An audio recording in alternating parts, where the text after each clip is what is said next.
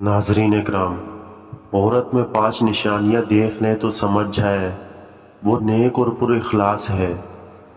Number 1 پردہ دار، number 2 سچ بولنے والی، نمبر 3 نگاہیں نیچے رکھنے والی، نمبر 4 خاموش رہنے والی، نمبر 5 آہستہ آواز میں بات کرنے والی۔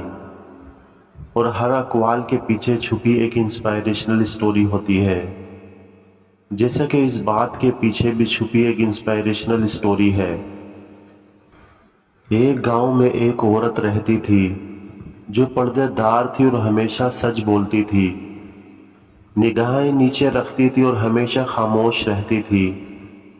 اس کی آواز ہمیشہ آہستہ اور پیاری تھی۔ وہ اپنے کاموں میں ایک پر اخلاص اور محنتی عورت تھی۔ ایک دن ایک غریب شخص گاؤں آیا اور اس نے عورت کی پردہ داری، سچائی، خاموشی، نیچے کی طرف نظر اور آہستہ آواز کو دیکھا۔ وہ شخص چونک کر رہ گیا کیونکہ اس نے ایسی عورت کو نہیں دیکھا تھا جو اتنی پر اخلاص اور عزت سے رہتی ہو۔ اس شخص نے عورت سے مل کر اپنی تعریف کی اور اس نے کہا کہ وہ کسی کو بھی مثال دینے کے لیے ایک اچھی مثال ہے۔ اس کی سچائی اور خوبصورتی نے اس کے دل کو چھوا اور وہ دل سے عورت کو سلام کیا۔ اور ناظرین، میرا سوال یہ ہے کہ آج کے دور میں ایسی عورت ہوگی یا ہو سکتی ہے؟ مجھے کمنٹس میں ضرور بتائیں۔